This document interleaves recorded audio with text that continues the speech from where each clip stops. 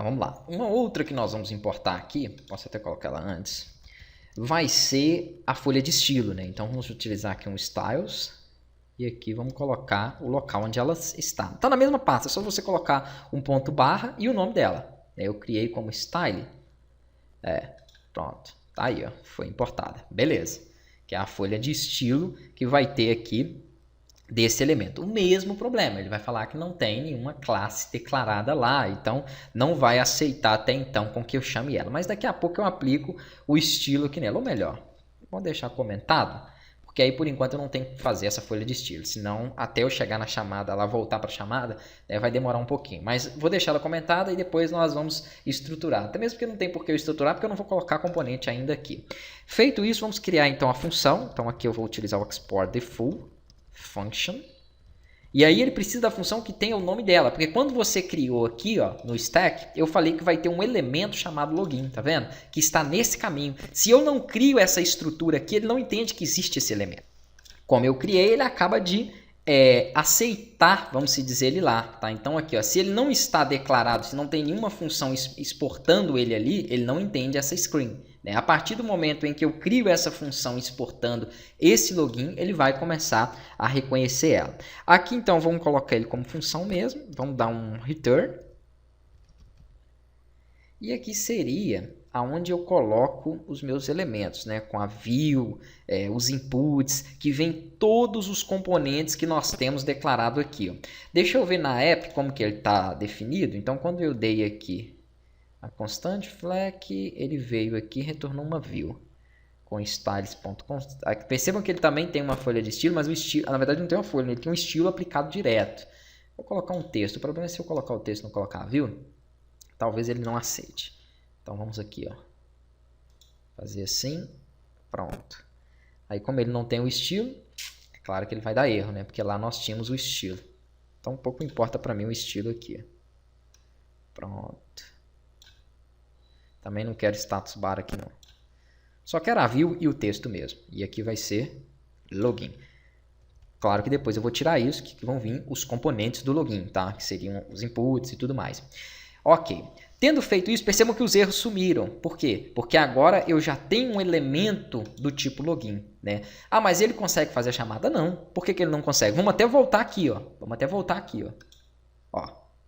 Texto a ser exibido. Por que texto a ser exibido? Porque ele continua rodando o que está aqui, né? E o que está para ele rodar aqui de retorno nessa minha classe app continua sendo essa view. Então ele vai chamar ela. Mas e aí? Como que eu faço então para apontar esse meu app para a rota, para que ele comece a chamar o que foi definido aqui dentro? Aí que tá. Vamos voltar nele então. Primeiramente, vamos injetar ela aqui, tá? Eu não preciso de texto, de nada disso aqui. Na verdade, eu vou precisar da useEffect.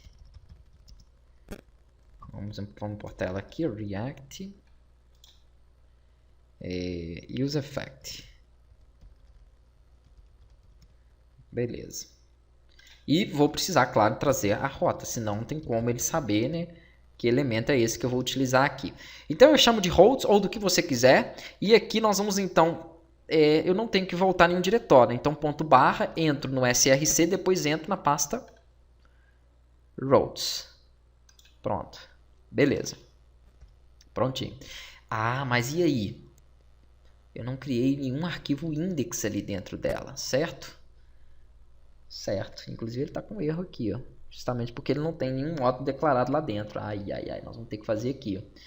Então, o que vai acontecer? Para ele entender que eu quero devolver essas rotas, que é o routes, eu venho aqui no return e vou chamar ele assim, routes. Pronto. Eu preciso ter esse elemento declarado aqui dentro.